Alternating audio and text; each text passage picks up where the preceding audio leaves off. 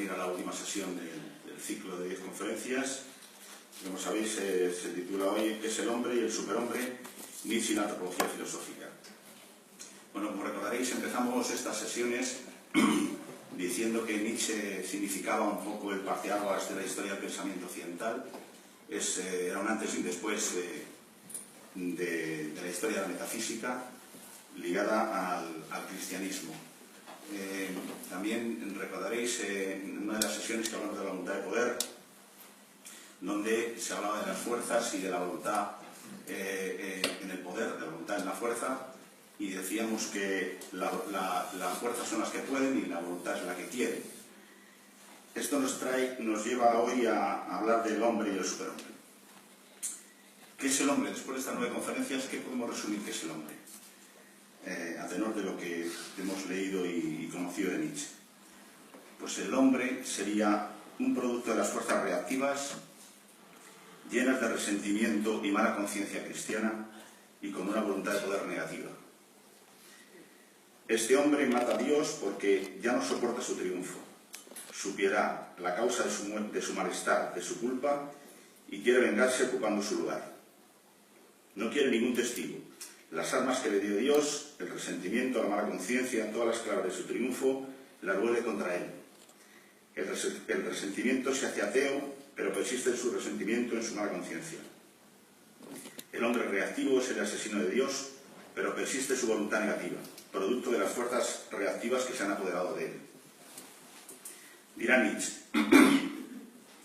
también en el dominio de la piedad hay un buen gusto. Este buen gusto ha acabado diciendo, quitarnos a este Dios, mejor quedarnos sin ningún Dios, mejor decidir cada uno con su cabeza, mejor estar loco, mejor ser uno mismo. Zaratustra, cuarta fuera de servicio. ¿Cómo termina este hombre reactivo que mata a Dios y se coloca en su lugar? Mejor no tener voluntad, mejor no tener ningún valor que valores superiores, mejor la nada como voluntad que la voluntad de nada. El último de los hombres, por tanto, es el descendiente del asesino de Dios, el que quiere perecer. Dice Nietzsche, ya no nos hacemos ni pobres ni ricos, es demasiado penoso. ¿Quién puede querer gobernar todavía? ¿Quién estaría aún dispuesto a obedecer? Es demasiado penoso. Ningún pastor y un único rebaño. Todos quieren lo mismo, todos son iguales. Zaratustra, prólogo 5. La historia entonces se escribe así. Del nihilismo negativo, como voluntad de poder, de la dialéctica al nihilismo reactivo y de este al nihilismo pasivo. De Dios al asesino de Dios y de este al último hombre que quiere perecer. Estamos entonces ante el hombre nihilista que tiene que perecer para que aparezca el sobrehombre, el hombre superior, el de la transvaloración de los valores, el hombre afirmativo. Se puede cambiar de valores. El hombre reactivo ocupa el lugar de Dios. La adaptación, la evolución, el progreso, la felicidad para todos, el hombre moral, el hombre de la verdad, el hombre de la conciencia social. Estos son los nuevos valores que se nos propone en lugar de Dios.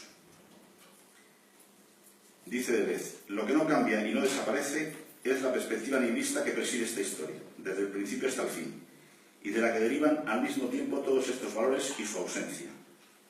Por eso Nietzsche concluye, puede pensar que el nihilismo no es un acontecimiento en la historia, sino es el motor de la historia. Del hombre como hombre universal, como historia universal.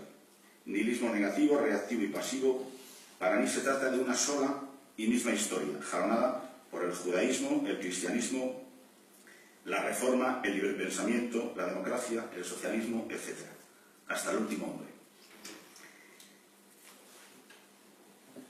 Peter Sloterdijk, que le oímos en la conferencia sobre la muerte de Dios, escribió un libro provocador en 1999.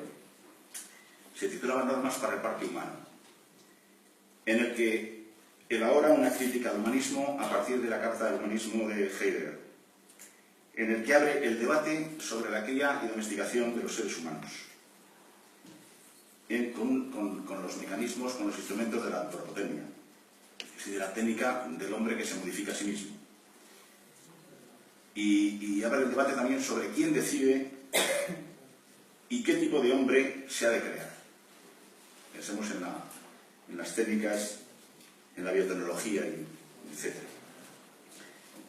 Dejamos esto ahí. Más allá del debate antropotécnico que suscita la reflexión de Sloterdijk y que tiene cierta conexión posible con la empresa eugenésica nazi, se podría preguntar: ¿es posible el pensar y el actuar de un hombre que quiera la emancipación, aunque ésta, sepa ya, sea imposible totalmente? ¿O el solo hecho de pretenderlo lleva inexorablemente al totalitarismo, a la barbarie? Aunque no se pueda hablar de política en Nietzsche, de ideología, de la cosa pública, como bien decía Sergio Antonaz el otro día, una pregunta que le hice sobre la política de Nietzsche y sobre cierta orfandad que nos dejó. Después de lo dicho, oído y hablado sobre el concepto de sobrehombre, ¿no se pueden atisbar ya una serie de certezas, entre comillas, sobre el hombre que tiene que morir y el que tiene que continuar en la historia? ¿No se puede hacer ya un análisis de las fuerzas que atraviesan al hombre en su cuerpo individual, como el que hace Deleuze en Nietzsche y la filosofía, y abrirlas al campo social con los datos históricos, científicos, sociológicos y psicológicos que hoy conocemos? Para una hipótesis de futuro, si entendemos que Nietzsche no nos niega, como yo creo, la voluntad de emancipación, hay tres conceptos que podemos manejar ligados al pensar nietzscheano, en mi opinión.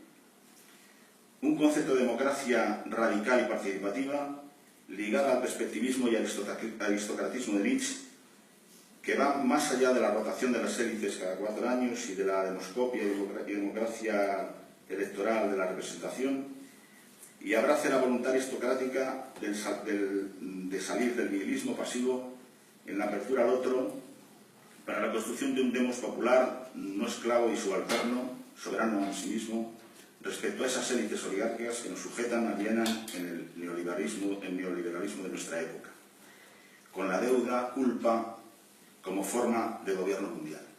Pensar que la deuda es en el mundo 3 veces el Producto Interior Bruto mundial y por tanto es impagable. Sin embargo, actúa como chantaje a las poblaciones y a los gobiernos del mundo, en una suerte, si no se devuelve, claro, y eso ya decimos que es indevolvible, en una suerte de biopolítica de la humanidad, que ya dijera algo Foucault, y a partir de Foucault muchos pensadores. Bueno,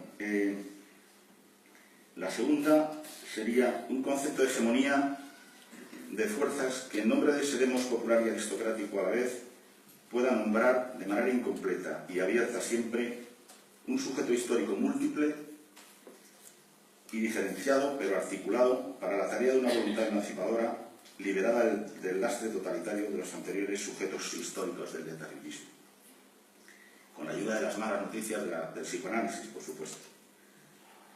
Y la tercera, una concepción del lenguaje material que desde la asunción nietzscheana de no hay hechos, solo interpretaciones, nos permita crear significaciones y nuevos sentidos y valores alejados del cosificado mundo de la mercancía que el capitalismo ha introducido en la subjetividad nihilista del hombre que tiene que perecer para que nazca el sobrehombre.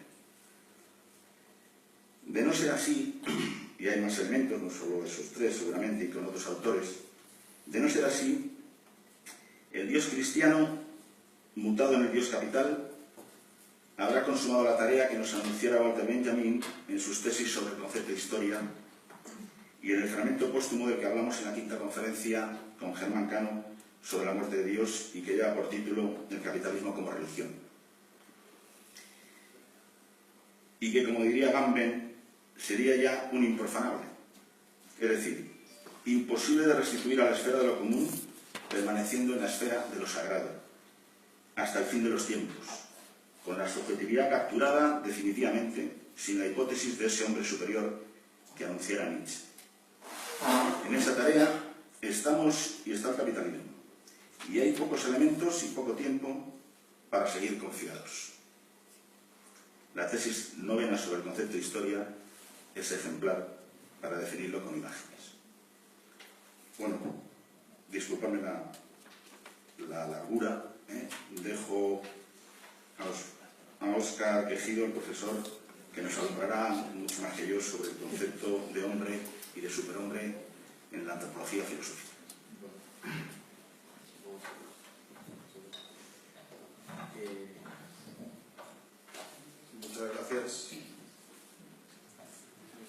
Eugenio por la presentación, por la introducción a la cuestión de hoy, ¿no? Al tema de hoy, y voy a retomar algunas de las cuestiones que has anunciado, ¿no? El tema de Sloterdijk, hablaremos un poco de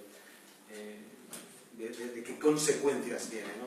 Todo el problema que este término Übermensch que utiliza Nietzsche, que suele traducirse ahora por cuestión ya casi de corrección política del lenguaje como ultraser humano, ¿no? No tanto como superhombre como se solía traducir normalmente, sino que ya sobrehumano, ¿ya? Vamos a hablar ya de ultra, ¿no?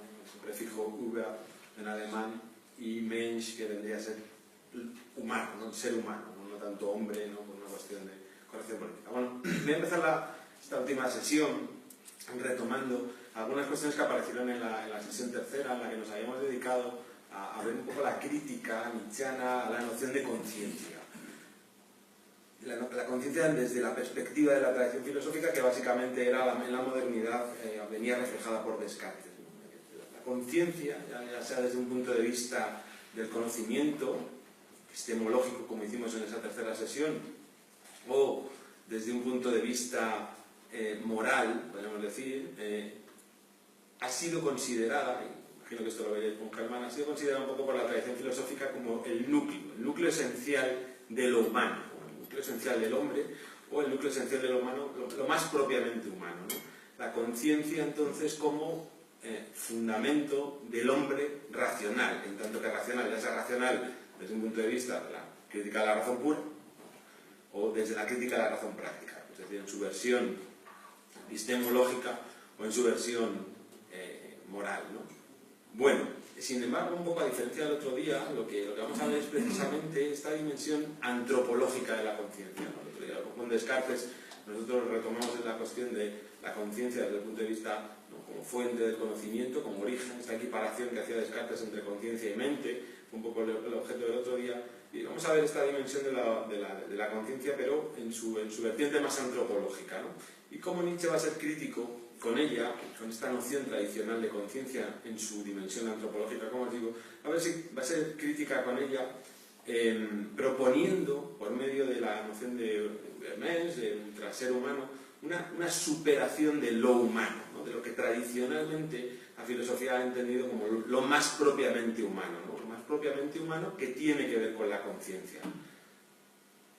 Fijaos que, sin embargo, como la intención última un poco de este curso sería mostrar un poco la relevancia del pensamiento de Nietzsche en la actualidad, acabaré la sesión un poco presentando las líneas generales de la polémica a la que se ha referido ya Eugenio, que en los últimos años ha revitalizado bastante el pensamiento de Nietzsche en el seno de lo que hoy llamaríamos poshumanismo. Este debate que había un poco entre el transhumanismo, una palabra muy de moda hoy en día, constantemente hay noticias en la prensa, programas de televisión, un discurso de lo transhumano, y la posición del poshumanismo crítico, ¿no? Un poshumanismo que sería crítico con ese transhumanismo. Dejaremos anunciado simplemente el problema, pero veremos la conexión que tiene con Nietzsche.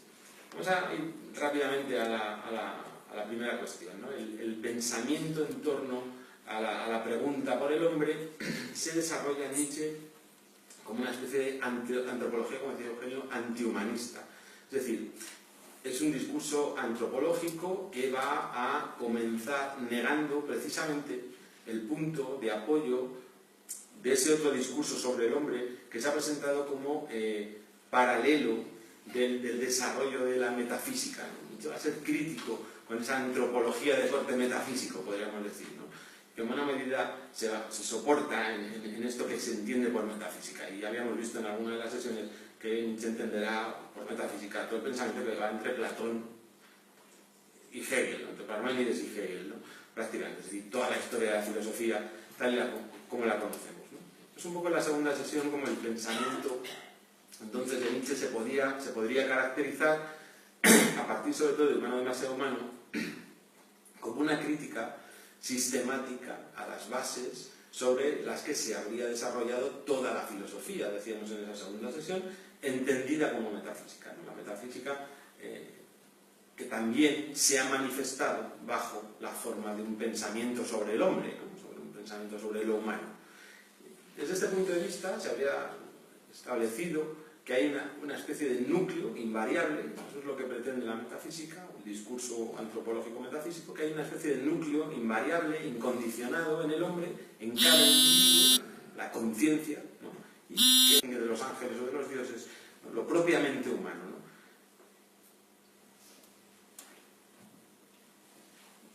Las dos esferas, estas dos esferas, la antropológica, la epistemológica y la moral que os mencionaba antes, serían precisamente la dimensión, por un lado, entonces, del pensamiento, lo que nos distingue más propiamente de los animales sería la cuestión del pensamiento, del que se derivarían las facultades del conocimiento, y por el otro lado, toda la esfera de la volición, toda la esfera de la voluntad, es decir, toda la cuestión del libre arbitrio. Eso nos distingue también de los animales. Por tanto, aparecemos como seres básicamente libres y racionales, ¿no? Para diferenciarnos antropológicamente del resto de los animales, ¿no? Estas dos características que se han centrado sobre todo en el discurso filosófico en la cuestión de la conciencia.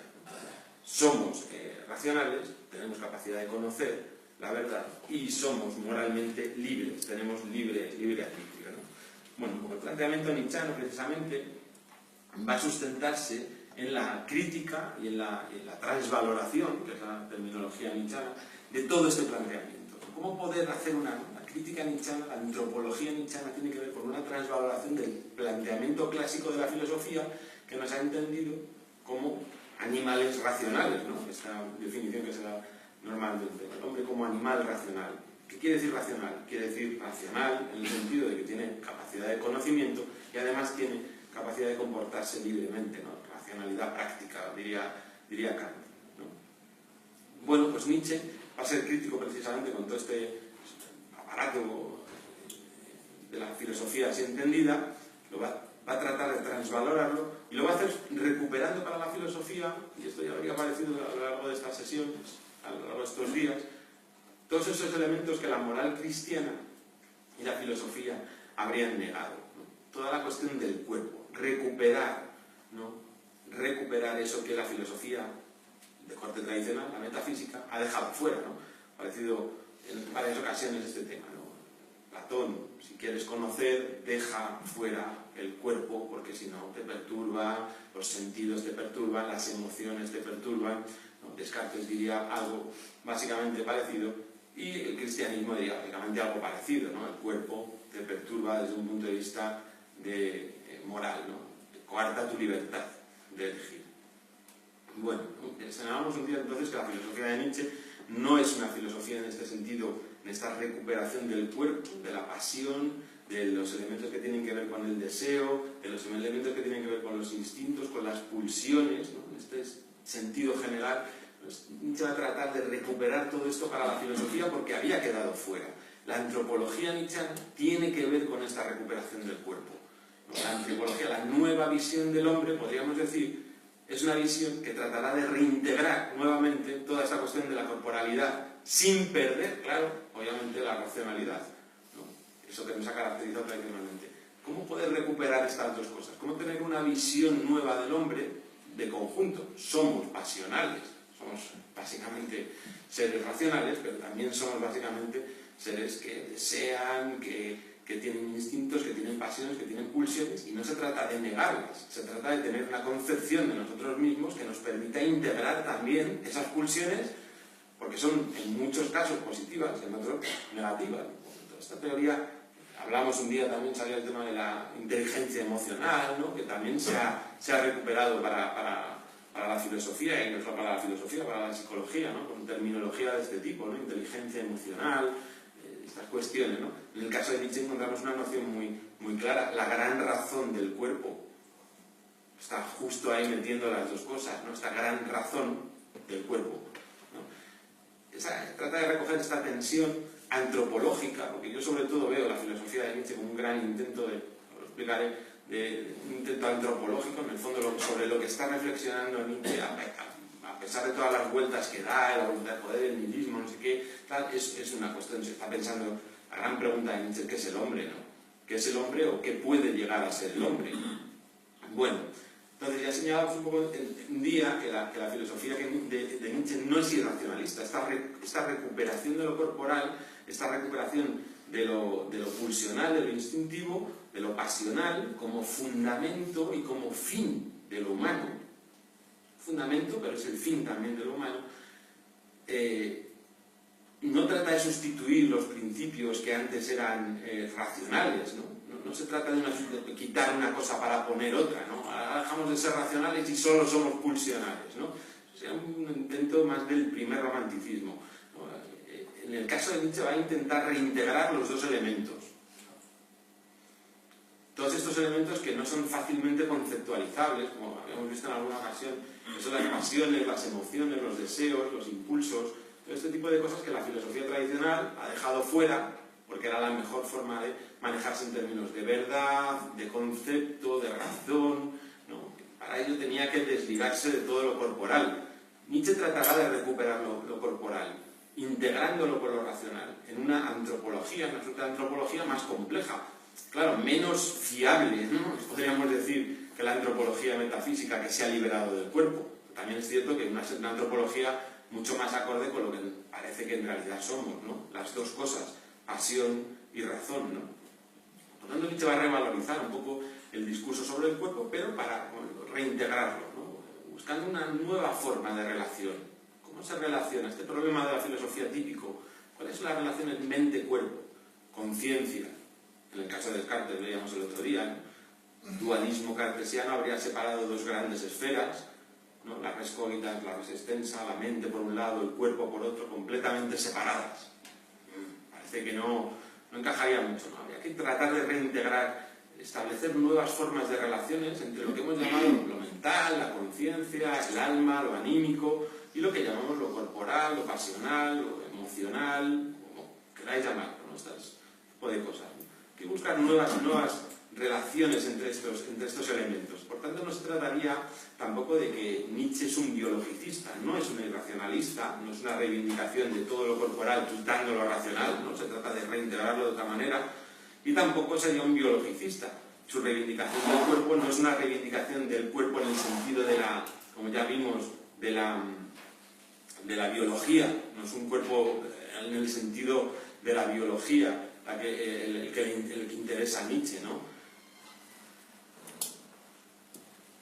Es un cuerpo que tiene que ver con las fuerzas, que tiene que ver con la voluntad de poder, que tiene que ver con, bueno, no estrictamente el cuerpo de la biología, ¿no? No le interesa el cuerpo como algo natural al estilo de la ciencia, podríamos decir, sino que le interesa para ver cómo, y esto es lo interesante de Nietzsche, cómo se genera el sentido, ¿no? Cómo se genera el sentido, cómo nuestras interpretaciones, nuestros pensamientos, nuestras valoraciones tienen que ver con nuestros deseos, tienen que ver con nuestros intereses, tienen que ver con nuestras pulsiones, y no son estrictamente racionales.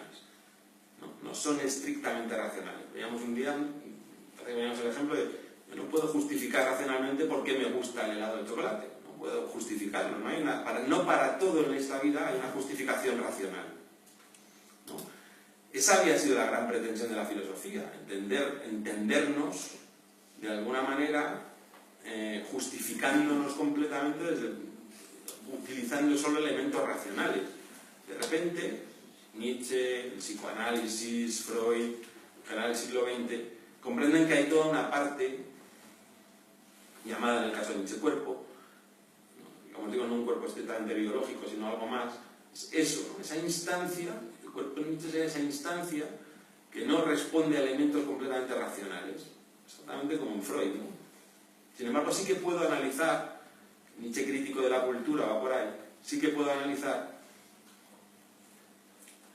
las producciones de una corporalidad, de una determinada corporalidad, ¿no? Las cosas que ponemos en juego, las decisiones, las valoraciones, las interpretaciones que ponemos en juego, ¿no? Cada uno de nosotros, dependerán no siempre de elementos racionales, sino de deseos ocultos, podríamos decir, de intenciones, de intereses, de pulsiones, de elementos que no son estrictamente racionales, que no podemos justificar. ¿Por qué te gusta el helado de chocolate? No lo sé, pero me gusta más que el de limón y no puedo decir nada, no puedo dar un porqué. No todo en esta vida se puede justificar, ¿no?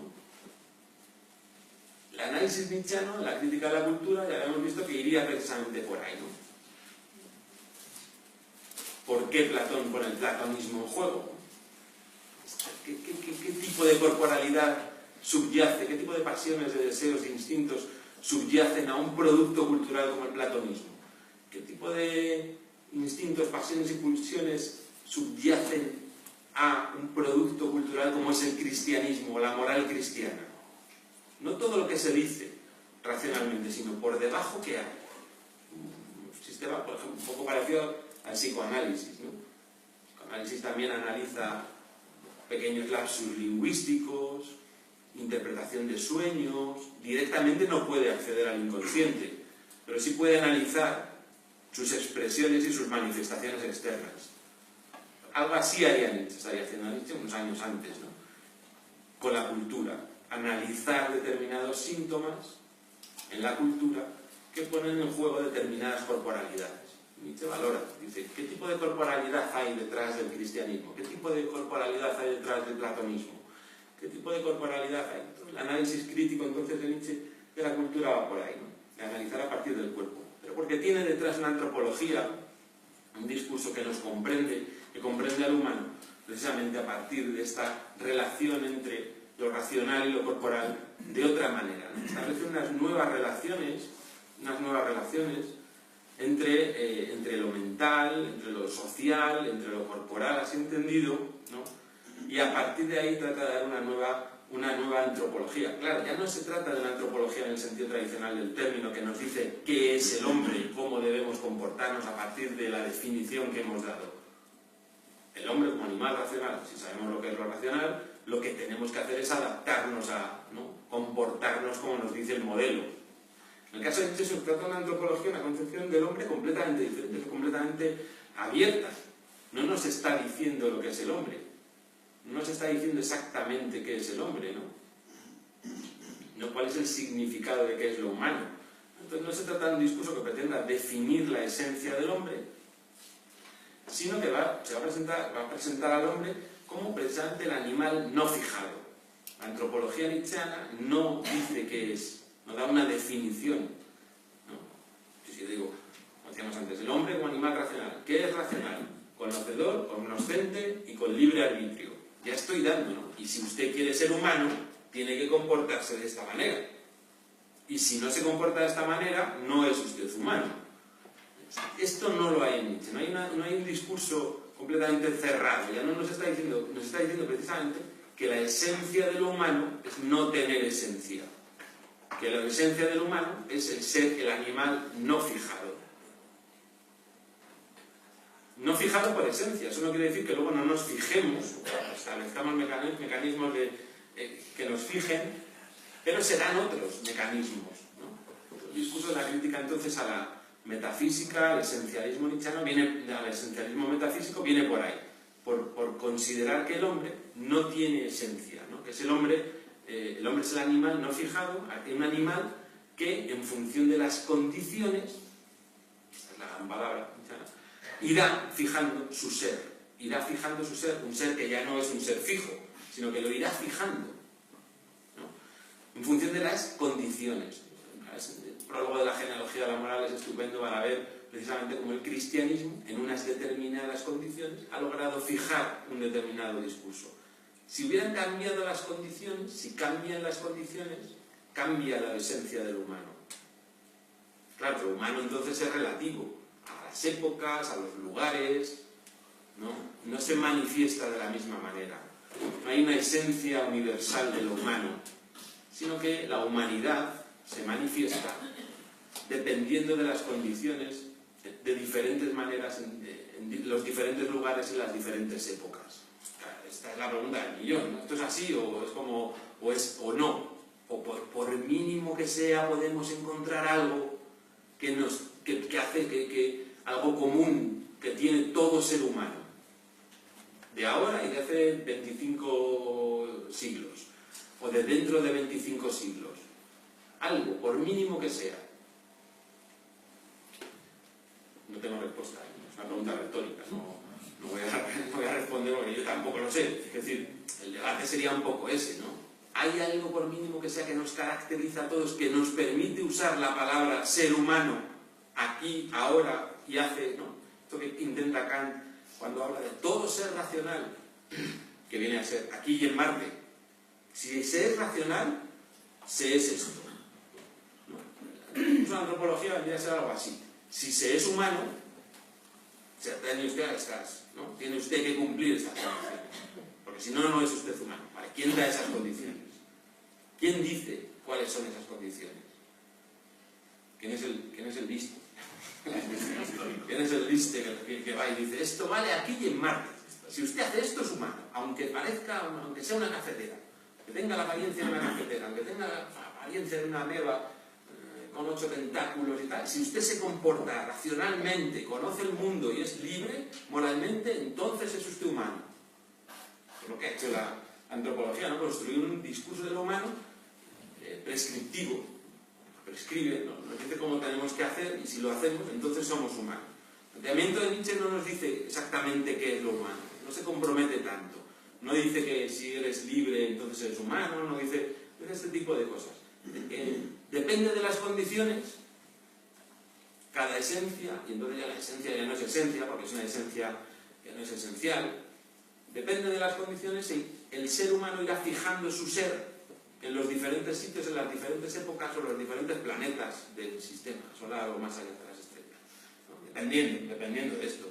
Entonces la racionalidad, la humanidad serán diferentes, ¿no? Esto abre, claro, un relativismo que, como siempre pasa con Nietzsche, produce cierto vértigo. Claro, entonces, ¿qué pasa?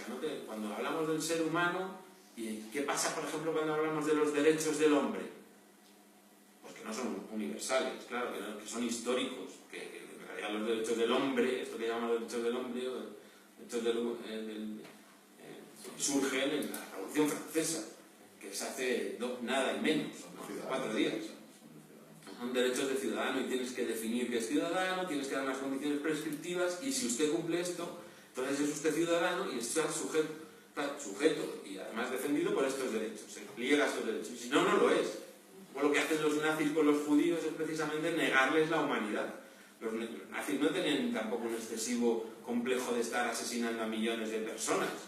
Estaban matando a esto que es un poco menos que un ser humano, casi un animal, ¿no? Esto se utiliza mucho políticamente, ¿no? Quitarle la humanidad al sujeto al que quieres precisamente eliminar, ¿no? Construyes todo un discurso que lo convierte en algo poco menos que un animal, quitas su humanidad y entonces ya no pasa nada. Puedes matarlos a miles y no hay ningún problema, ¿no? Bueno, un poco entonces con la recuperación del cuerpo, este cuerpo nietzscheano, reintegrando todo este discurso de la corporalidad, la filosofía nietzscheana, trata de recuperar todo el ámbito también de la creatividad, de la razón creadora, ¿no? Pasiones, impulsos, deseos, tienen que ver entonces no tanto con el conocimiento del mundo, del sentido, sino con la capacidad, como veíamos un día, de generar sentido. Eso es lo que le preocupa al hombre, a Nietzsche, tener un hombre, una noción de hombre que sea básicamente creador de sentido. ¿Por qué? Porque Dios ha muerto, como ya hemos visto a lo largo del curso, ¿no? Como Dios ha muerto ya el mundo no tiene ningún sentido, como dice Schopenhauer, pero habíamos visto que el hombre tiene que recuperar esa capacidad de poderle dar sentido al mundo. De ahí recupera, ¿no? Esta sesión viene bien para hacer una imagen, una perspectiva global, ¿no? Porque se integran más o menos todas estas cosas que hemos ido viendo estos días, ¿no?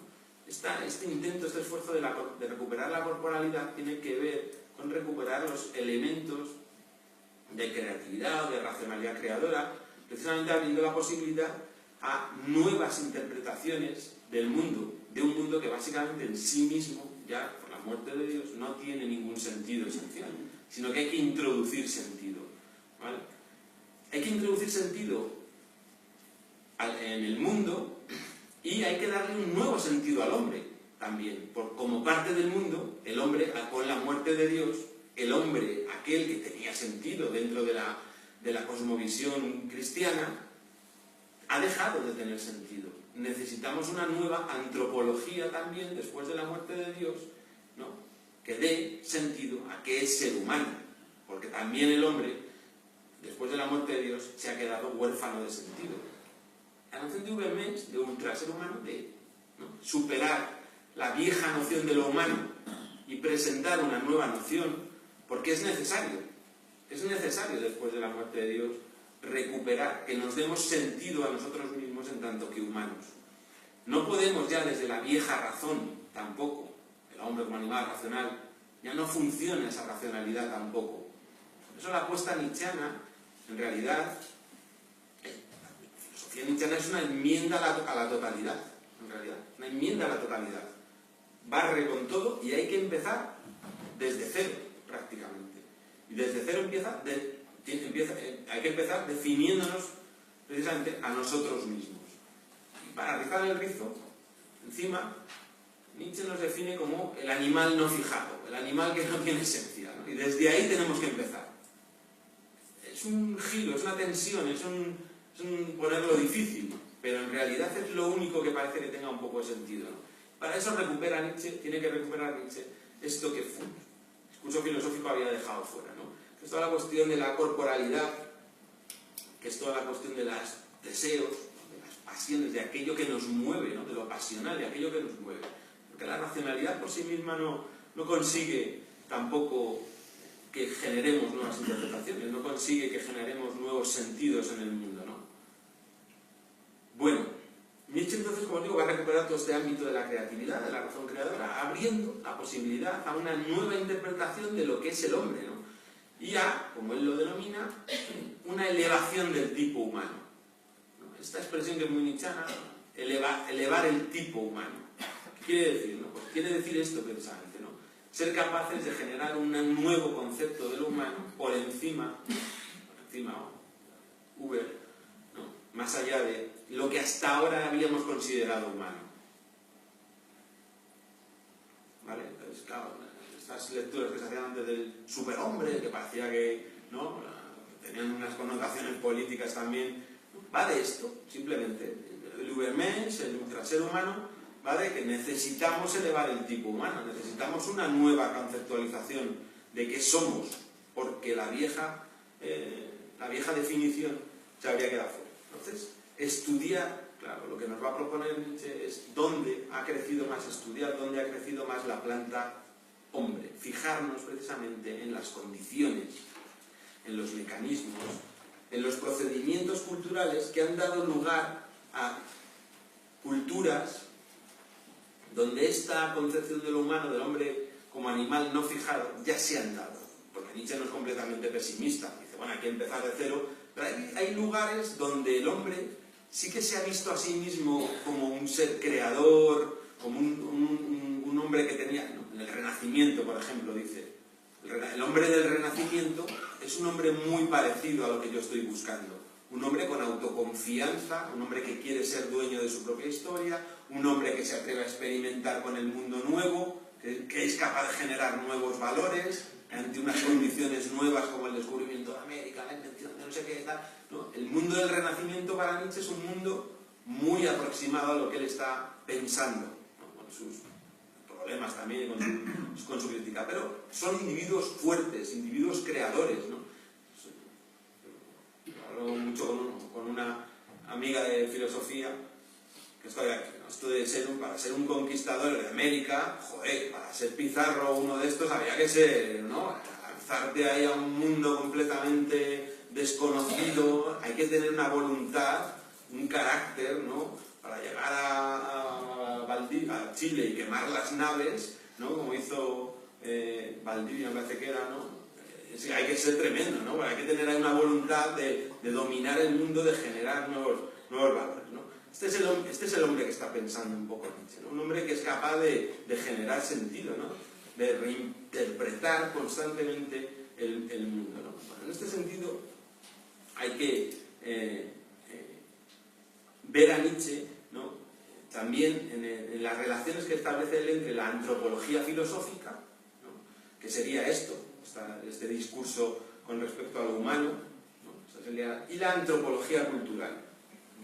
Nietzsche, como historiador, como antropólogo cultural, va a analizar diferentes culturas, diferentes lugares, está bastante al tanto de la antropología cultural de su época, ¿no? En este momento finales del siglo XIX la antropología se está consolidando como una ciencia. Él es muy amigo de Deussen, que es un antropólogo importante en Alemania en este momento. Está llegando mucha información, está empezando a llegar de manera sistemática y organizada información sobre otros pueblos, sobre Oriente, ¿no? La antropología cultural, no la antropología filosófica, la antropología social o cultural, se está empezando a consolidar como una ciencia, ¿no? A finales del siglo XIX, exactamente igual que le está pasando a la historia. La historia está empezando a consolidarse también como una ciencia, ¿no? Un estudio sistemático de otras épocas y de otros pueblos, de otros momentos de la historia y de otros lugares geográficos donde se vive, pues se vivía, ¿no? Se vive la actualidad de diferente manera, ¿no? Esta concepción de lo humano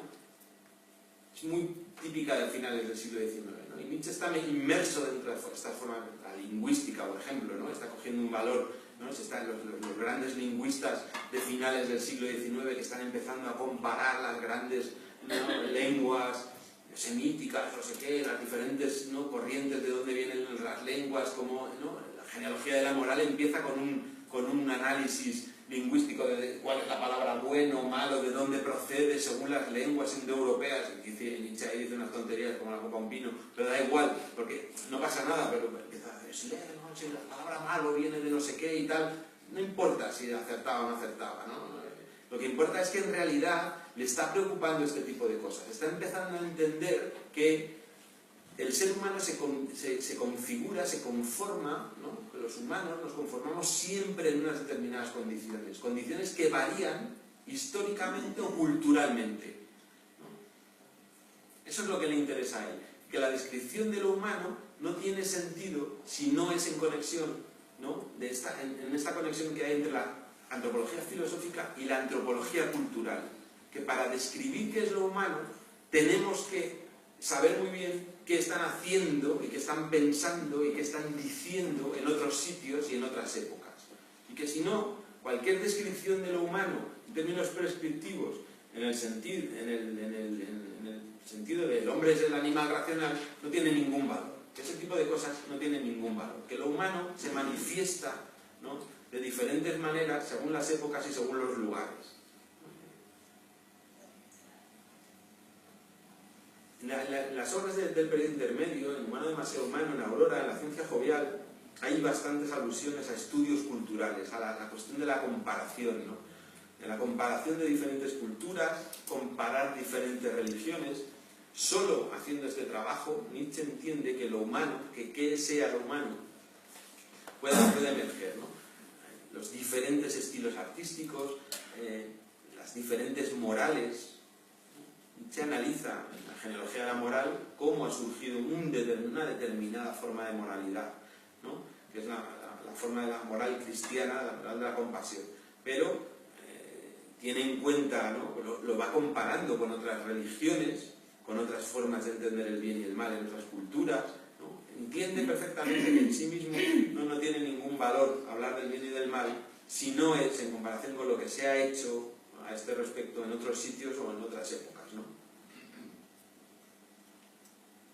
Y eso pasa no solamente con la moral, pasa con el arte, es decir, con la belleza, pasa con la justicia, pasa con la verdad, pasa con todo, ¿no? En realidad, con todo lo que atañe a lo estrictamente humano, ¿no?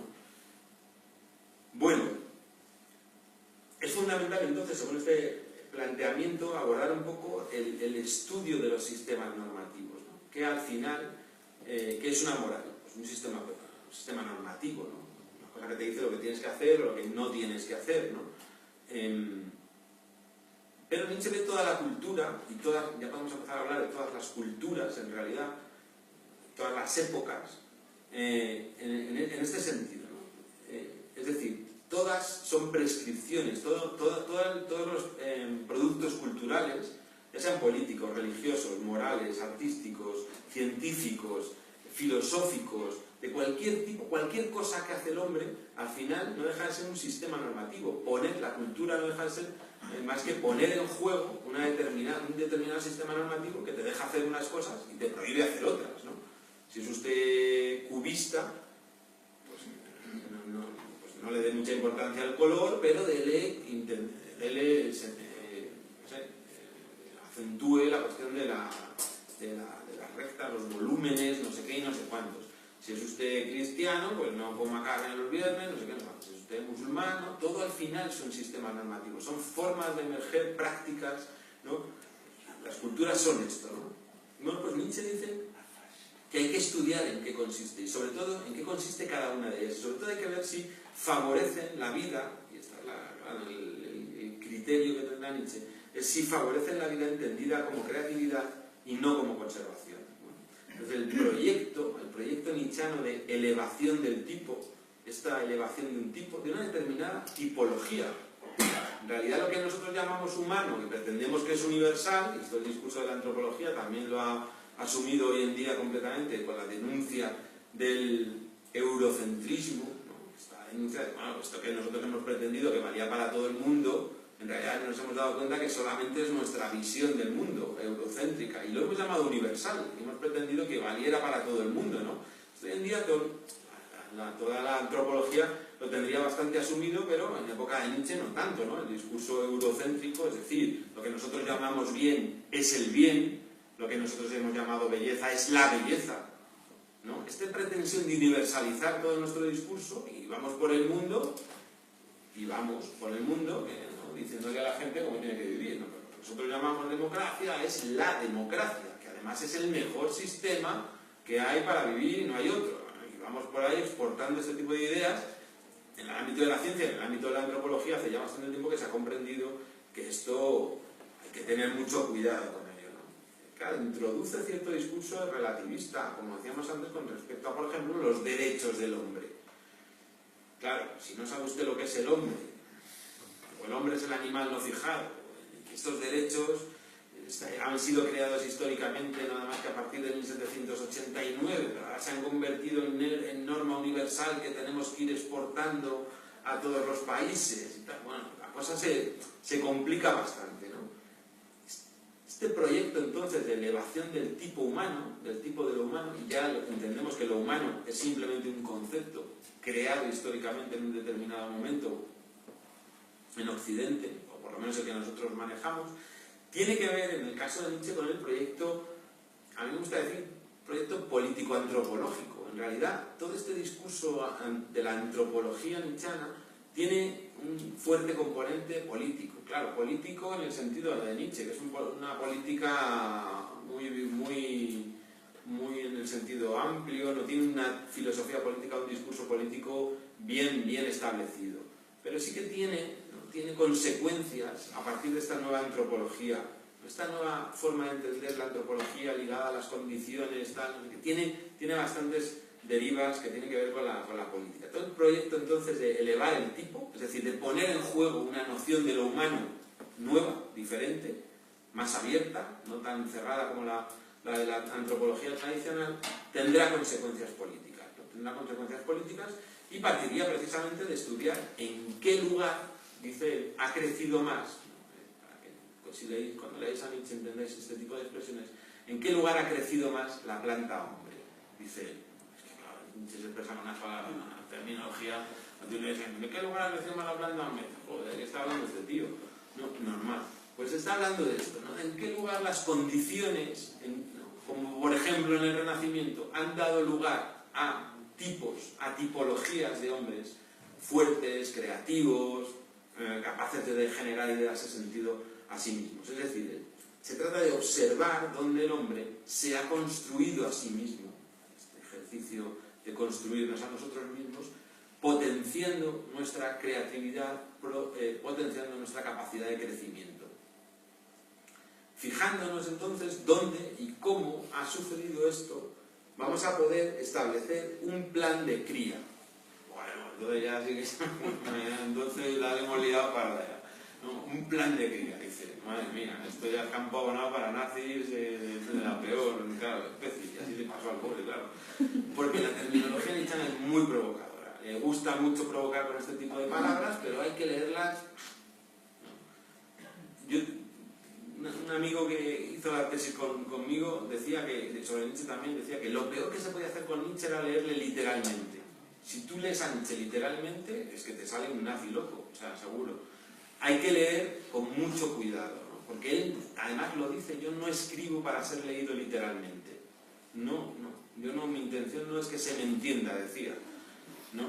Vale, empezamos, claro, también. Yo no escribo para que se me entienda fácilmente, no, añadía lo de fácilmente. No escribo para que se me entienda fácilmente. Entonces, introduce toda esta cuestión de si sabemos dónde, si estudiamos, si entendemos que el hombre crece bien en unas determinadas condiciones y entendemos bien esas condiciones, seremos capaces de poner condiciones en juego que den lugar a individuos fuertes, no sé qué. Es decir, utiliza esta palabra horrible, ¿no? Con tantas connotaciones, que es la de criar, como vamos a ver ahora, que ha generado muchísimos debates y muchísimas polémicas en este sentido, ¿no?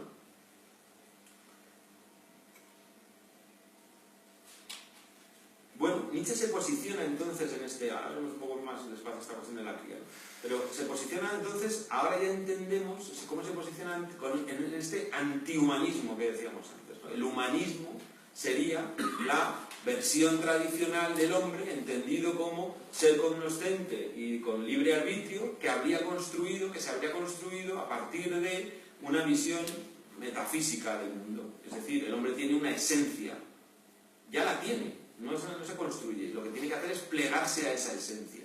Y Nietzsche, con su crítica a la metafísica, se carga la esencia de lo humano y dice que lo humano, sea lo que sea, que no es nada, es decir, lo humano no es nada, se va construyendo. Tenemos la posibilidad de darnos sentido hasta en eso. A nuestra obligación, como seres humanos, valga la tensión del discurso, es darnos sentido definiendo qué es lo humano. Porque estamos, después de la muerte de Dios, sin ningún sentido. Lo humano se ha quedado sin sentido. Pero, en este cierto positivismo que veíamos el otro día, nietzscheano, no pasa nada, porque el hombre artista tiene la capacidad de generar su propio sentido. Tiene la capacidad de definirse cómo quiere ser y qué quiere ser. Y lo hace en diferentes condiciones, en diferentes lugares, de diferentes maneras, ¿no? Y este es el discurso, en este sentido, antihumanista. El humanismo se habría definido a partir de, sobre todo, en realidad desde Platón, ¿no? Y el Renacimiento, o cierta filosofía del Renacimiento retomaría este discurso, ¿no?, del humanismo platónico, ¿no?, como el hombre del conocimiento, el hombre tal. Nietzsche busca otro renacimiento, busca otros autores y otra tradición diferente la del humanismo renacentista. Se posiciona en este sentido de manera antihumanista y con un discurso posthumanista, de elevación del tipo, de superación de lo que hasta ahora se ha llamado humano. ¿Vale? Sabemos que es escandaloso, pero no tanto, ¿no?, en realidad. Bueno, así las cosas un poco, más o menos, esto sería el planteamiento antropológico. Como decía, vamos a ver un poco en qué manera este pensamiento de Nietzsche estaría muy presente hoy en día en los debates actuales, ¿no?, un tema que quizás sea el de más interés en realidad, ¿no? Fijaos, en el 1999 el filósofo alemán que mencionaba hace un momento Eugenio, Peter Sloterdijk, dictó una conferencia en un simposio que había sobre la filosofía en el final del siglo. Fijaos, estamos justo en el cambio de siglo, ¿no? Esa conferencia se publicó, es un librito muy finito, muy bonito, que Normas para el parque, un nombre rarísimo, Normas para el parque humano, se titula, ¿no? El título no incita mucho a leerlo, la verdad, pero de verdad que es muy recomendable. Normas para el parque humano, una respuesta a la carta sobre el humanismo de Heidegger. Es que Heidegger habría escrito otro libro en el que no nos vamos a meter, que se llamó Carta sobre el humanismo, ¿no? Y de alguna manera ese es el texto base, ¿no?, en el que justo en el cambio de siglo Sloterdijk toma como punto de partida para reflexionar sobre la condición de lo humano, ¿no?, en un momento en el que todo el discurso del transhumano, lo transhumano, está emergiendo, ¿no? Bueno, es un texto, como digo, bastante interesante, que toma como punto de partida la hipótesis de que, empieza así diciendo el libro, como dijo una vez el poeta Jean Paul, los libros son voluminosas cartas a los amigos, ¿no? Un libro, todo el humanismo ha crecido, el humanismo renacentista ha crecido en torno precisamente a la invención de la imprenta, a la divulgación de los libros, ¿no? A esta comunidad de lectores, ¿no? El humanismo tiene que ver con eso, ¿no? A esta posibilidad de establecer un puente con los griegos, con Cicerón, ¿no? Con el renacimiento de la cultura, tiene que ver con esta posibilidad, ¿no? Y eso te empieza así, ¿no? Los libros son voluminosas cartas a los amigos, ¿no? Esta idea, el humanismo entonces es presentado por Sloterdijk como una telecomunicación fundadora de amistades que se realiza en el medio del lenguaje escrito, ¿no? Pues tiene tanta importancia la escritura, la retórica dentro del humanismo, ¿no? Bueno, las adhesiones, dice Sloterdijk, amistosas a toda esta cultura libresca y escritural habrían servido al humanismo para convertirse y para consolidarse, dice él, como la principal forma de humanizar. El humanismo humaniza por medio de una cultura que tiene que ver con la escritura, que tiene que ver con la lectura, ¿no? Que tiene que ver con el libro. Humanizar al hombre, fijaos que expresión más bonita esto de humanizar al hombre, porque es que uno puede ser hombre pero no estar humanizado, ¿no? Bueno, pues hay que educar al hombre para que sea humano, pero para poder educarnos como humanos, el hecho de ser hombre no basta, hay que educarte como humano, ¿vale? Pues por ahí, esa es la intención del humanismo, pues para educarnos como humanos, el humanismo habría utilizado el libro, ¿no? Humanizar para el humanismo tendrá que ver, y fijaos, esto es importante, con inhibir instintos, inhibir determinados instintos que han sido llamados instintos animales. Hay que, ¿no? Fijaos, se va construyendo todo esto, ¿no? Se va construyendo a partir de un determinado momento. Esta inhibición de instintos animales a partir de determinadas lecturas, ¿no? Humanizarte, racionalizarte, convertirte en humano, tiene que ver con un control de pulsiones, de instintos que están en ti, ¿no? A partir de la lectura de determinados libros. Bueno, la antropología entonces humanista, a juicio de Sloterdijk, a esta antropología le subyace siempre el proyecto de cómo convertir al animal hombre en un ser humano, ¿no? En un ser humano. Es decir, en primer lugar, está implícita la idea de que hay un final, hay un fin del desarrollo, ¿no? Esto acaba contigo siendo humano, ¿no? No es un proceso. A lo mejor uno tiene que estar haciéndose humano toda su vida, y si deja de hacer ciertas cosas, deja de serlo, ¿no? Esta idea de que tenemos que estar siempre, ¿no? Pues parece que no, que en el discurso humanista está implícita esa idea de que hay un fin del desarrollo, y también el humanismo situaría el origen del hombre en el animal, ¿no? Y otra cuestión más, ¿no? Eso es un animal que se humaniza. Esta recuperación de la animalidad está muy presente también en el discurso nietzscheano. Y hay una tercera cuestión que dice Sloterdijk, que en la base de todos los humanismos se encuentra un poco el fantasma comunitario. Es decir, la idea de que la comunidad está compuesta por aquellos, el selecto grupo, que son capaces de leer ciertos textos. Esta es un poco la idea del humanismo, ¿no? Saber leer te humaniza, leer ciertos textos, ¿no? Entonces, el análisis de Sloterdijk, digo, el libro es muy bonito, muy finito, se puede leer muy fácilmente en una tarde y además está muy bien escrito, está muy bien. Bueno, pues el análisis de Sloterdijk le llevaría un poco a afirmar que estos humanismos, que tuvieron su apogeo precisamente entre 1789 y 1945, dice él, comenzarían su declive ligado un poco al desarrollo a la sociedad de masas. Yo me acuerdo que mi primera sesión, que fue la sesión segunda, empecé hablando también de Nietzsche, ¿no? De Nietzsche como crítico de la cultura de masas, ¿no? Bueno, dice él que todos estos humanismos empiezan su declive precisamente con, ¿no? el humanismo así entendido, la cultura así entendida, empezará su declive en los años 30, en los años 40 aproximadamente, cuando empieza la sociedad de masas, ¿no? las macroestructuras políticas, dice Sloterdijk, las macroestructuras sociales y económicas no pueden ya organizarse a partir de este, dice él, modelo amable de las sociedades literarias. Esto es muy actual, ¿no? Estamos todo el día con los móviles, las tablets, no sé qué, internet, ya no es la cultura del libro, ¿no? Tenemos otra forma de estructurarnos, otra forma de organizarnos. El arte entonces de escribir libros o de escribir cartas, dice Sloterdijk, nada puede ya, a partir de los años 40 aproximadamente, nada puede ya con una sociedad de la comunicación que empieza a organizarse, dice él, en torno a la radio, en torno a la televisión, en torno a las redes sociales. Ya el libro ahí no tiene nada que ver, ¿no?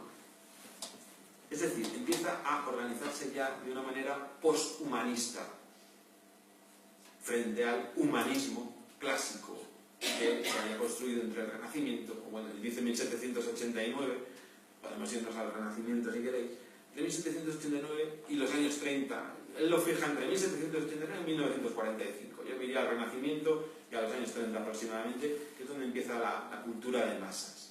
Y esto es el poshumanismo, ¿no? Este discurso que trata, o que supera de alguna manera el humanismo entendido como un producto cultural que se ha producido en este momento. Una determinada manera de entender el hombre que Sloterdijk, de una manera muy bonita, hace girar en torno al libro, ¿no? A una cultura libresca, ¿no? Bueno, ¿qué considera entonces Sloterdijk que se encuentra a la base o en la base del fenómeno humanista y que podría llamar nuestra atención actualmente, ¿no? Pues Sloterdijk va a afirmar que se trata de, y os traigo el texto,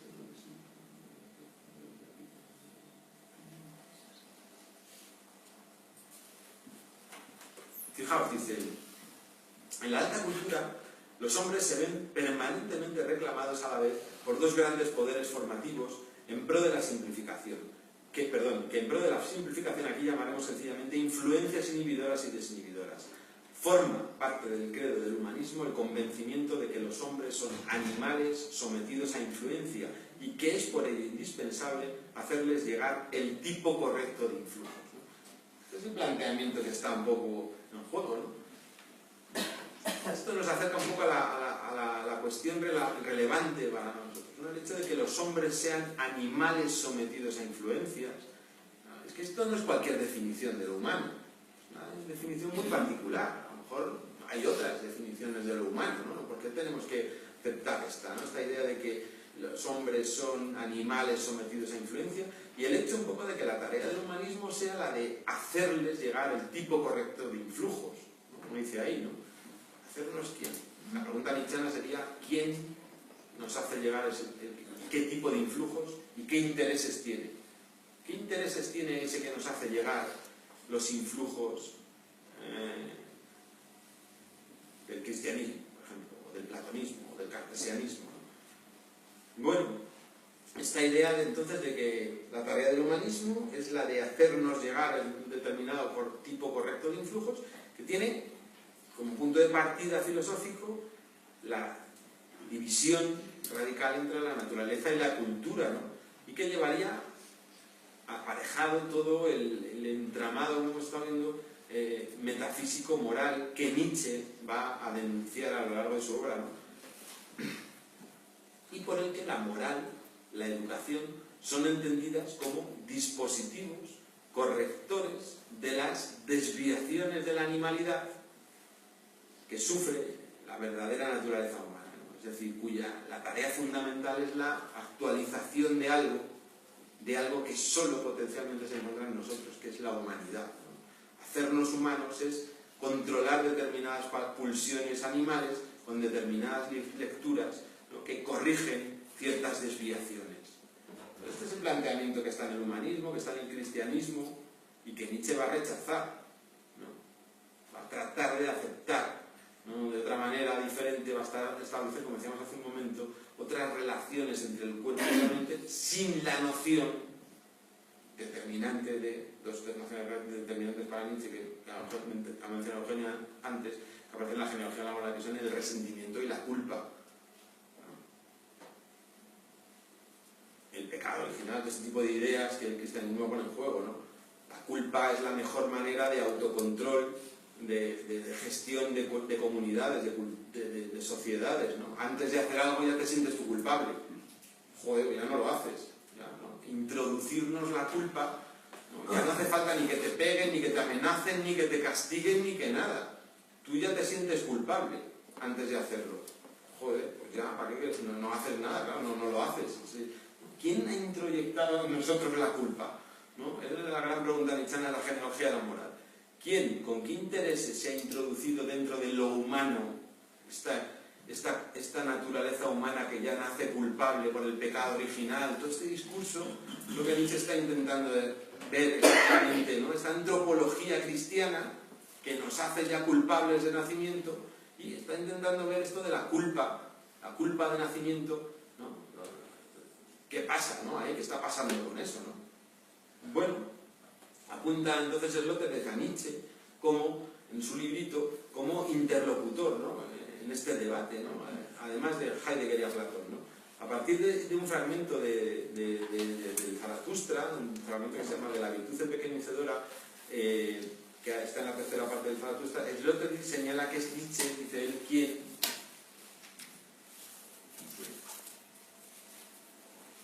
quien pretende llamar por su nombre a los que hasta ahora han ostentado el monopolio de la cría.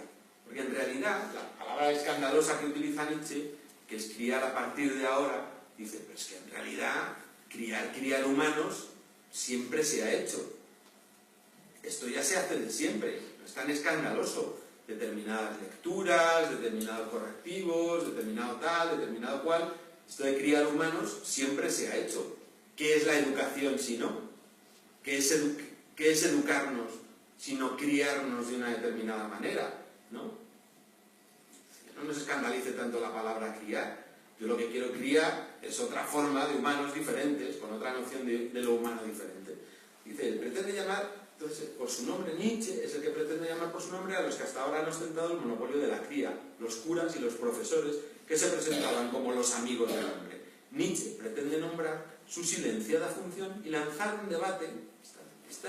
Los curas y los profesores lo han hecho, pero de manera no demasiado clara, ¿no? Nietzsche pretende nombrar su silenciada función y lanzar un debate de otro tipo en términos de historia universal, entre diferentes criadores y diferentes programas de cría. Este es el conflicto básico postulado por Nietzsche de cualquier futuro, la disputa entre los criadores del hombre en dirección a lo pequeño y los criadores hacia lo grande. Claro, Nietzsche pondrá en su noción de Übermensch, de ultraser humano, una noción diferente de lo humano, donde lo creativo, donde lo que tiene que ver con lo que llama lo grande, con la generación de nuevas interpretaciones, lo que tiene que ver con la vida, con lo que él entiende que es la vida, es crecer y crecer y crecer, ¿no? Él tratará de poner en juego una noción y un programa de cría de humanos donde el crecimiento sea la base, ¿no? Podría decirse también, continuando Sloterdijk, entre los humanistas y los, aquí lo han traducido por superhumanistas, ultrahumanistas, podríamos decir, entre los amigos del hombre y los amigos del superhombre, o del ultraser humano. Bueno, ante el fracaso entonces un poco del humanismo para educar, se abriría, como señala Sloterdijk, gracias a Nietzsche, un gigantesco, dice Sloterdijk, territorio en el cual habrá de llevarse a cabo, dice en un texto, en este mismo texto de Normas para el Parte Humano, habrá de llevarse a cabo la determinación del hombre del futuro. Partir de otro tipo de definición, partir de otro tipo de técnicas para generar humanos. Aunque todo el discurso nietzscheano, entonces, sobre el ultrahumano, o el superhombre, y sobre el Zaratustra, no tuviera ninguna validez, dice Sloterdijk, sin embargo, y yo creo que el siguiente texto es fundamental para entender la apertura al poshumanismo, dice Sloterdijk, sin embargo,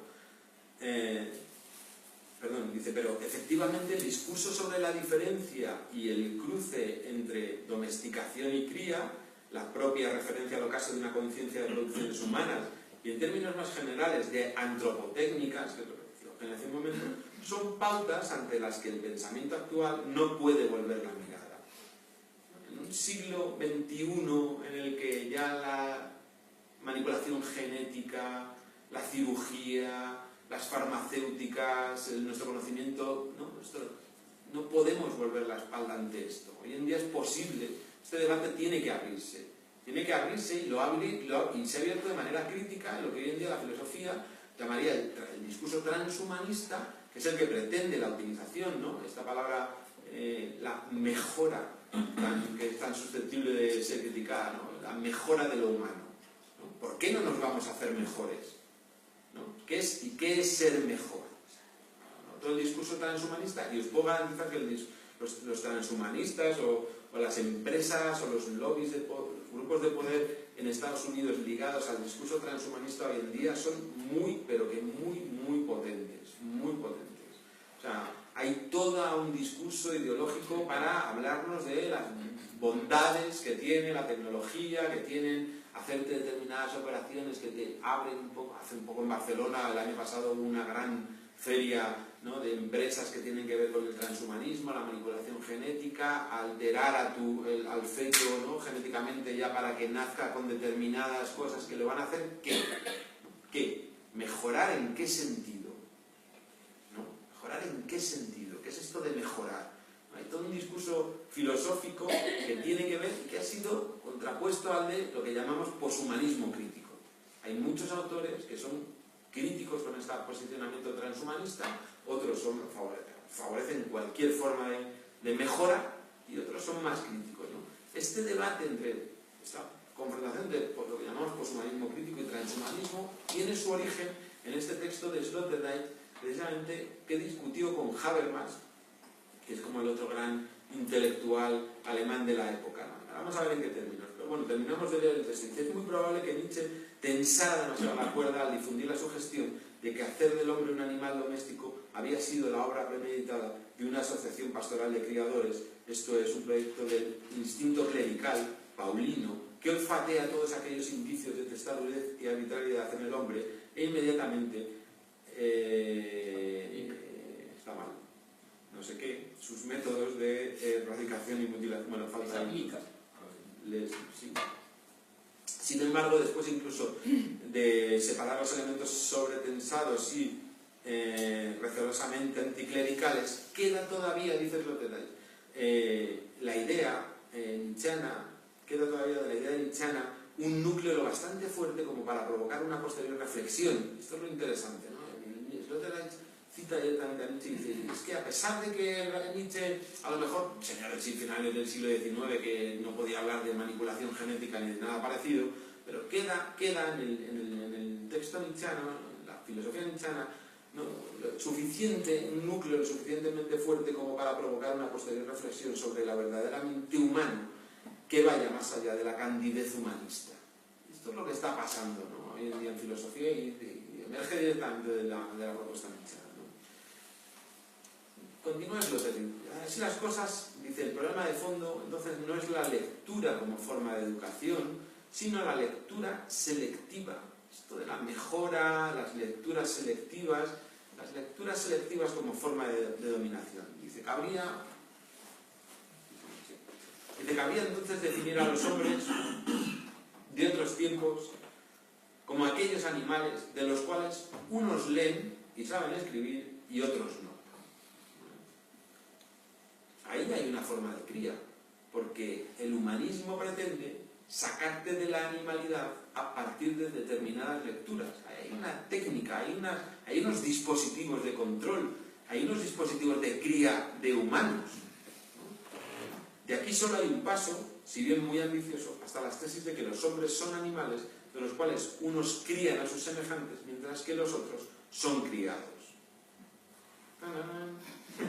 Claro, ya es que, claro, ¿quién cría? ¿Quién selecciona? Maestros, curas, y otros son criados, ¿no? Este discurso, ¿no?, hasta ahora esto ha funcionado así. Lo que está diciendo Nietzsche es que cada uno tenga conciencia crítica y sea capaz de criarse a sí mismo, ¿no? La crítica a la cultura de masas tiene que ver con que generes llegues a generar tu propia conciencia. Habría que leer muy despacio al Zaratustra como maestro, la separación del maestro del discípulo, ¿no?, como el discípulo termina rompiendo algún día con él, ¿no?, porque tiene conciencia crítica. Crear individuos con conciencia crítica sería a lo mejor lo más interesante, ¿no? Bueno, esta manera, de alguna manera, coherente un poco con su demanda de no apartar la mirada ante estas cuestiones, Sloterdijk se pregunta si no habría llegado ya el momento de utilizar otros medios dentro de esas antropotécnicas, ¿no?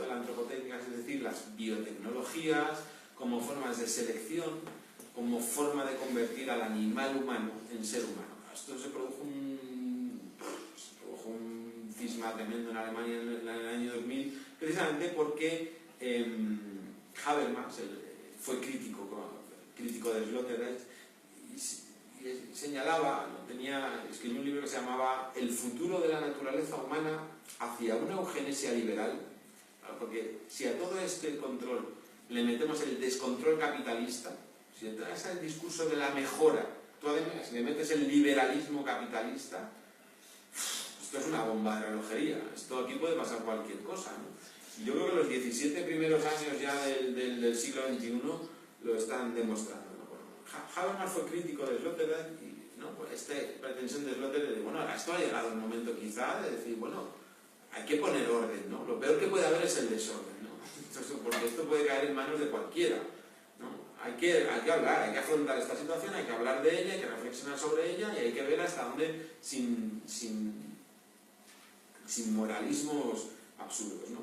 Bueno, con esta expresión de eugenesia liberal, Habermas quería un poco distinguir entre la eugenesia que había puesto en marcha, controlada por el Estado de alguna manera, y una eugenesia que el propio individuo ejercería sobre sí mismo en virtud de la libertad, es decir, de la ausencia de prohibiciones. Esto es lo que está pasando ahora mismo. El otro día, hace creo que 2 semanas, en la noche temática, echaron un documental, no sé si lo viste, estará en televisión a la carta, súper interesante sobre esto. En Estados Unidos hay un montón ya de pequeños talleres donde buscan cirujanos que les hagan implantes, que les modifiquen el cuerpo, porque como no hay legislación, cada uno hace... En Estados Unidos se está haciendo ya esto, ¿no? Buscando en la noche temática. Además que echan en la 2 así por la noche. Hace 2 semanas fue justo. Muy interesante de cómo está ahora mismo esta cuestión, ¿no? Bueno, no quiero entretener mucho más, ¿no? Porque simplemente quería dejar planteada esta cuestión de las mejoras, ¿no? Y cómo entra todo este discurso, porque está entrando a partir de, sobre todo, de las mejoras con respecto a problemas de salud. Si tú puedes quitar una sordera, una ceguera, una cojera, ¿por qué no hacerlo? Un paso más allá. Si además, aunque tengas las piernas bien, puedes hacer que vayan más rápido, ¿por qué no hacerlo? Si, ¿no? ¿Dónde está el límite? ¿Dónde se establecen los límites de lo humano? Ahí, ¿no? ¿Hasta dónde podemos llegar? ¿Quién va a definir? El problema que se plantea es, ¿y la educación no es una forma ya de eugenesia? ¿No es una tecnología? ¿No es una forma de control ya de humanos? ¿Por qué no vas a poder manipular a tu hijo genéticamente para que tenga los ojos azules y luego le vas a llevar a un colegio de no sé qué, de no sé cuántos, ¿no? ¿Por qué no le enseñaste alemán? ¿O por qué sí le enseñaste alemán? ¿O el inglés? ¿O a tocar el piano? ¿O por qué decides tú sobre la vida de tu hijo? ¿Puedes decidir genéticamente? Elegir sobre qué tipo de educación va a tener tu hijo ya es una decisión que no te corresponde, quizá. Va a marcar completamente su futuro, su vida, hasta dónde va a poder llegar, hasta dónde no. No, el hecho de mejorarle a lo mejor un poco más genéticamente, o al contrario. Hace no muchos años, hace 2 o 3 años, hubo un padre y una madre que eran sordos, se negaron a operar a su hijo, que sí que podía, ellos no podían operarse por el problema que tenían, pero su hijo, que también había nacido solo, sí se podía operar, ¿no? Y ellos se negaron, porque decían que su hijo no tenía ningún problema físico, sino que en realidad pertenecía a una comunidad lingüística diferente.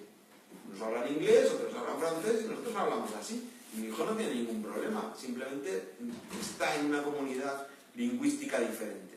Se abriría ahí todo un debate, ¿no?, con respecto hasta qué punto y en qué nivel tenemos que utilizar, ¿no?, las tecnologías como forma de modificación, como las nuevas condiciones en las que podemos manipular tanto esta inesencialidad de lo humano, este animal no fijado, que tiene que construir su propia naturaleza.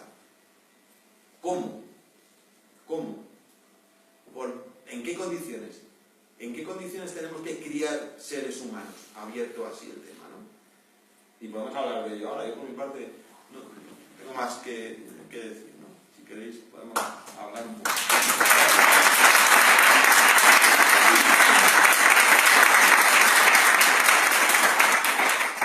Bueno, muy interesante como siempre la conferencia de Óscar.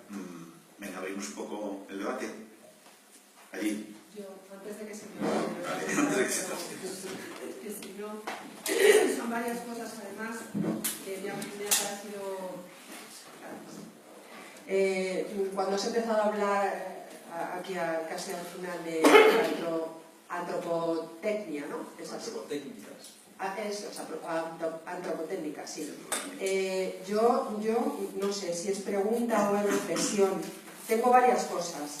Mejorar. A ver, desde la manipulación genética se puede mejorar, efectivamente, como tú nos has dicho, para curar, o sea, para evitar que esa persona nazca con una enfermedad, para evitar todo eso. Yo estoy totalmente de acuerdo, me parece genial y estupendo. Pero, ¿quién establece la mejora, la otra mejora? Este es el problema. ¿Qué es la mejora? ¿No? ¿Qué es la mejora? Eso por un lado. Por otro, a los que crían, ¿quiénes les crían a ellos? ¿Quiénes? Porque tiene que haber alguien o algo, Un criador de críos. un criador de críos, ¿no? Y por otro lado, el tema de la educación, que también desde luego es una manera de criar, es criar, ¿no? Pero ahí tenemos un poquito de esperanza en el sentido, creo yo, en el sentido de que el receptor de la educación, o sea, nosotros, cada uno de nosotros, llega a un punto en el que puede luego discernir, ¿no? Yo lo he hecho. A mí me educaron de una manera y luego he ido creciendo y pienso de otra, según qué ámbitos de mi vida.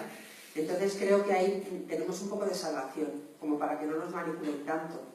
Otros a lo mejor no podrán, pero bueno, es que nos tienen que educar, porque nacemos y no somos como los animales, que ya se levantan y empiezan a caminar. Nosotros nacemos y somos absolutamente dependientes.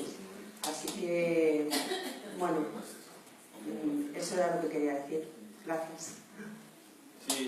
No sé lo que te he preguntado, pero bueno. Me parece que es un tema muy interesante esta cuestión de la pareja esta de personas de sordos que no quieren operar, ¿no? Esto de qué es normal y qué es defectuoso, ¿no? ¿Dónde está? Ellos no se consideran a sí mismos defectuosos. No tengo ningún problema, simplemente soy de una comunidad lingüística diferente. Tampoco entiendo indonesio, o yo qué sé, o pakistaní, y no es un defecto. O sea, yo no tengo ningún defecto. Esto no saber pakistaní no es un defecto. No poder hablar con la voz no es ningún defecto tampoco, ¿no?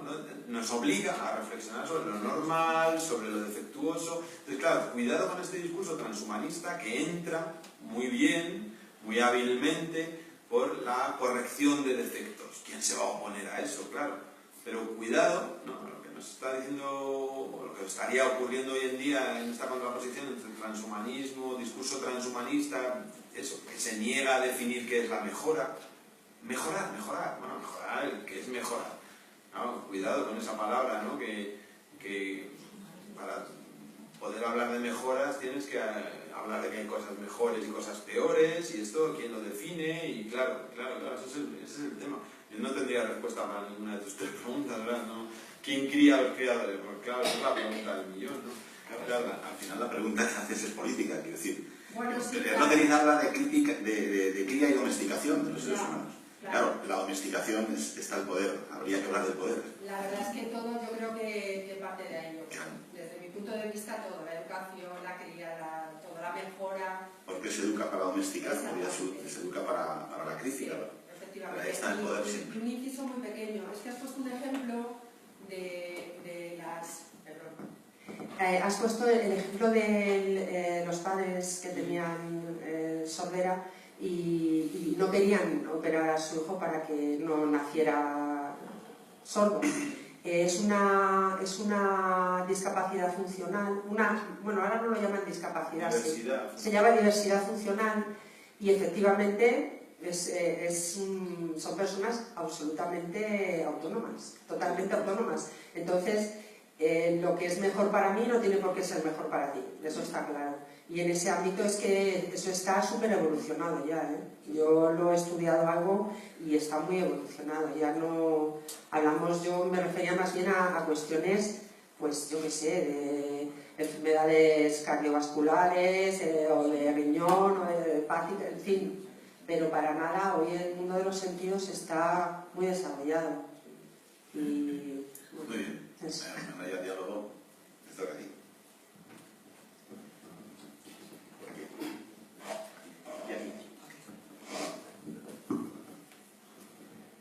Bueno, me ha interesado el tema de la transformación del hombre, del ser humano, y la idea de Nietzsche de cómo podría ser esa transformación. Claro, aquí puede haber una visión cortoplacista, que es la que es humana, porque vivimos en una escala temporal como seres vivos de 100 años, y como seres culturales, bueno, vamos hasta Platón y más atrás. Pero como especie hay otra visión. Entonces, primero, la visión de que la creación universal, vamos, la existencia, es algo que no tiene un modelo cerrado, precisamente un modelo cristiano, que, bueno, un Dios creó el mundo, el universo en 7 días, sino que la creación es continua. Bueno, si algo dice, pero bueno, ahora ya lo dice. Entonces, si entendemos el tema de la transformación del ser humano, de la especie humana, en ese sentido, pues lo mismo que cuando emerge la conciencia de los sapiens, ya no es que tenga la conciencia de Hegel, claro, por supuesto, sino que es algo que emerge y se va transformando. Entonces nos damos cuenta que la especie humana, primero, tal como somos, incluso con todos los cambios que pueda haber entre un neandertal y nosotros, se ha movido, por supuesto, pero ha de seguir moviéndose. Yo leí esta mañana un libro de astronomía que habla ya de escala, de cuánto va a durar el Sol y no sé qué. Y la astrónoma, cayó en una ingenuidad preciosa, a mí me encantó. Y es que decía, bueno, no pasa nada porque tenemos tiempo suficiente. Es decir, no se planteaba que dentro de 6 millones de años, de 100 millones de años, la especie humana no solo iba a seguir existiendo, sino que prácticamente como estamos ahora. Bueno, si nos vemos así. Entonces, evidentemente, la naturaleza, su método siempre ha sido el mismo, de prueba y de error. Y digamos que en principio, como no tiene conciencia ni culpa ni nada de eso, pues si se equivoca y no está adaptada, desaparece. En fin, ya sabemos cómo funciona la evolución. Bien. Hay momentos muy especiales en la transformación de esa creación continua del universo. Por supuesto, por ejemplo, el momento que nace la conciencia, que emerge la conciencia de la materia, es decir, la materia se hace autorreflexiva, de repente toma conciencia de sí misma. Bueno, eso es la leche. Además, bueno, podría ser a lo mejor una manera de entender a ese Dios. Bien, luego vamos a ver por ahí. El caso es que sí se parece que se están dando las claves del momento, pero un momento que no va a ser a escala de la vida de un ser humano, sino que puede durar mucho y que puede haber pruebas y errores, montones de pruebas y errores. Que quizá ya Nietzsche tenía como conciencia de eso, de que efectivamente se está produciendo un salto cualitativo en la especie humana. Se está produciendo. Y tiene que ver con todo eso de la biotecnología, de la robótica, etcétera, etcétera. ¿Por dónde va a salir? Pues no va a salir por un modelo construido. Va a probarse por muchos lados. La propia naturaleza. Somos agentes de la naturaleza, ¿no? Por supuesto, como somos piedras que pensamos y tenemos conciencia de que somos piedras, somos muy especiales. Es que ahora nosotros somos los reyes de la creación, estamos creando mundo. También la crean las estrellas que generan con la nucleosíntesis los elementos adecuados para que nosotros podamos hacer. Bueno, en fin, es un proceso así. ¿Hacia dónde va la especie humana? Vaya usted a saber. Pero lo que quiero decir, claro, es que en este momento, en estos momentos, están haciendo una nueva especie humana. Y eso, si no se tiene conciencia de ello, eso no quiere decir que fijamos, oye, pues están haciendo una especie humana y tenemos conciencia de ello, Porque claro, yo supongo que el Homo sapiens no se dio cuenta de que estaba naciendo como una nueva especie. Y nosotros sí estamos teniendo conciencia, estamos naciendo como una nueva especie. Nos vamos a poner muy nerviosos, claro. Nos vamos a poner muy nerviosos y puede haber problemas muy graves, porque sí, pero sí es importante entenderlo de una manera abierta. Claro, lo que pasa es que cada vez que nos equivoquemos, las equivocaciones, pues, nos podemos dar unas hostias de muchísimo cuidado, claro, y las vamos a sufrir. Pero aquí sí puede venir un principio de esperanza. Da igual. Si sigue el universo con la misma dinámica, saldrá de modo positivo siempre. Porque en cada momento habrá un modelo cultural que será el bueno. Claro. Y dejará de ser bueno y otra vez tendremos crisis y otra vez. Eso no tranquiliza a un ser humano que tiene 40 años y tiene que vivir los próximos 20. Eso no le tranquiliza. Yo, como ya no estoy en esa edad, pues estoy muy tranquilo. Bueno, es interesante la reflexión, pero si quieres decir algo. No, sí, claro. Lo que Nietzsche diría sería, por primera vez tenemos la posibilidad de hacernos dueños de nuestra propia historia. Hasta cierto punto, claro, ¿no? Porque eso es hasta cierto punto. Muy malos amos de nosotros. Tenemos que tener reflexión crítica sobre lo que está ocurriendo. Tenemos ya la selección de conocimientos como para tener una reflexión crítica sobre el capitalismo, sobre cómo funciona, sobre las nuevas tecnologías, como para tener cierto... Pero claro, eso es muy difícil. Es que hay ahora mismo, parece que es de ciencia ficción que no tiene hay más interés. pero ahora mismo hay una necesidad que tiene el hombre de salir a otro mundo, es decir, a otro planeta. Es real, ¿eh? La robótica se está desarrollando. La emoción es decir, a ver si llega el hombre a Marte, no, si el hombre no puede llegar. La introducción de la tecnología, nosotros, los cyborgs, los cyborgs, ese es el futuro. Ese es el nuevo género. Ya casi todos llevamos... Pero hay que usar gafas sí, pero un implante genético, no sé qué, no. ¿Por qué no? ¿Por qué no? Perdona, no dialoguemos porque si no los demás no pueden hablar. Es muy interesante, pero me parece que allí... Sí, yo tenía algo para decir. Respecto a lo que tú comentabas y todo esto de la biotecnología, me parece que quizás lo que es un poco choqueante por el momento es que todos esos cambios que se están pensando biológicamente en el hombre están orientados mayoritariamente a aumentar una especie de performance en una competencia.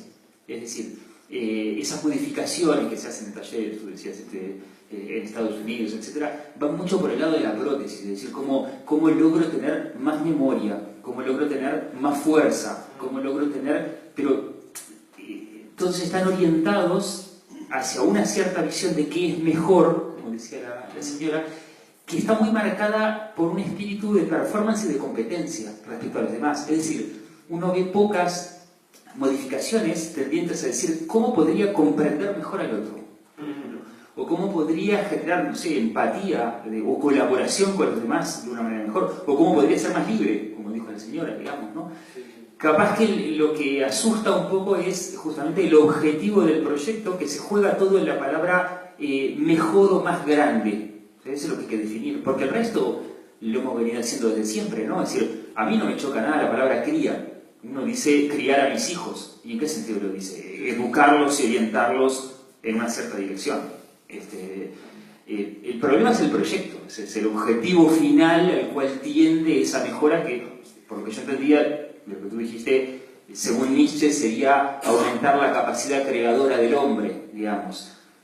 No tiene pinta de estar yendo mucho para ese lado, sino más para el lado del modelo liberal de competencia en el mercado y cómo aumento mi performance para competir mejor contra los otros. Y eso es quizás un poco lo que da un poco de lástima, digamos. Interesante también la reflexión. ¿Reflexionáis o hacéis preguntas? Porque si no, no sé qué. Venga. Solamente quería hacer un brevísimo comentario con relación a la... me ha parecido entender que decías que cuando Nietzsche incorpora el contexto a la esencia, digamos que aparece una especie de nuevo relativismo, ¿no? ¿He entendido bien? Sí. No sé. Sí, en el sentido... Bueno, he entendido bien en el sentido de que la esencia... vale. Las condiciones a la esencia. Exactamente, exactamente. historicidad. ¿Sí? Correcto. Entonces, no, lo que quería decir es que, vamos a ver, a mí es que la palabra relativismo me tiene bastante alterado en los últimos años, ¿no? Sí, porque, claro, es como el término azar, ¿no? Bueno, pues alguien puede determinar que un hecho es azaroso simplemente porque su ignorancia no alcance la comprensión del fenómeno. Entonces yo prefiero pensar que, voy a poner el ejemplo de Einstein, permitirme sacar de foco esto, porque, por ejemplo, la gente normal pensamos, ¿no? Lo que dijo Einstein es que todo era relativo. No, perdón, no. Einstein murió intentando encontrar el famoso campo unificado. Lo que sí que Einstein dijo es que dependiendo del sistema de referencia, que por cierto ya había dicho Galileo, o sea que es que aquí realmente, claro, la realidad, la percepción, pues depende del sistema de referencia, de la velocidad, y yo creo entender que Nietzsche viene a decirnos lo mismo, ¿no? Sí. Claro, es decir, no, mire usted, yo pongo esto patas arriba porque yo meto en la ecuación un elemento dialéctico que es lo dionisiaco, que por sí no es formalizable. Entonces, cualquier intento de formalización que usted pretenda, desde el punto de vista moral, normativo, en términos generales, es inestable. Ahora, claro, usted tiene derecho, no usted, cualquiera de nosotros tenemos derecho a ubicarnos en la plataforma de estabilidad que nos permita sobrevivir con cierta elegancia. Y luego hay otros que dicen, no, yo les proporciono un hegemón colectivo que les hace a ustedes vivir a unos con cierta elegancia, a otros dormidos y a otros asustados porque están diciendo, coño, que es que se viene el muro encima, ¿no? Entonces, a mí, sinceramente, a pesar de la perspectiva, digamos, de la crítica filosófica que hacen a Nietzsche como el postrero representante de toda la filosofía idealista alemana, ¿no?, que hace Georgi Lukács en El asalto a la razón, y todas las connotaciones, vamos a decir, entre comillas, negativas que tiene Nietzsche para lo que todos conocemos, ¿no?, el Tercer Reich, etcétera, etcétera. Sin embargo, y sobre todo en esta sesión, yo he visto mucho más claramente que Nietzsche sigue siendo un acicate y es alguien que coloca germinalmente elementos que luego, por ejemplo, os pongo un ejemplo y ya acabo. Hay una escuela biológica en Chile potentísima, que tiene el problema de que no son anglohablantes, son hispanohablantes, que Humberto Maturana y Varela, que acuñan el concepto de autopoiesis y dicen, el ser humano es un ser autopoyético, un ser que se autoconstruye. A mí esa definición, que es mucho más compleja, ¿no?, tiene mucho que ver con el poder autocreativo o recreativo que yo creo que Nietzsche nos exige a todos para ir más allá de lo humano. Bueno, estamos hoy reflexivos, ¿eh? Genial. Solamente... Sí, lo siento, ¿eh? No hablaría de relativismo. Si yo uso la palabra relativismo, no recuerdo muy bien en qué contexto, pero él hablaría de perspectivismo. Claro, es exactamente lo que o sea, el relativismo tiene que ver con que unos objetos son relativos a otros. Porque es lo que le dice Einstein, la teoría de la relatividad. Nadie puede medir el espacio y el tiempo porque ya está en el espacio y el tiempo metido. O sea, es decir, no te puedes salir fuera del espacio y el tiempo a poner el cronómetro a cero, ni el metro a cero.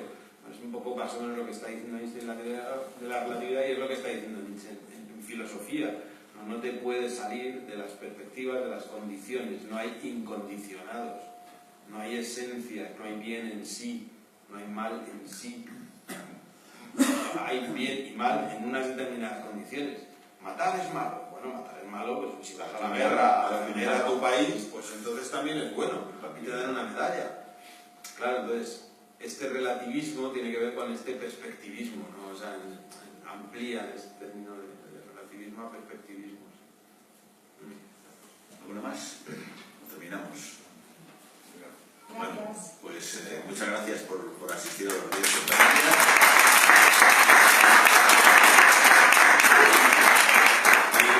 Antes de que os vayáis, sabéis que seguimos con el ciclo Mars y nos quedan 2 conferencias en enero y en febrero.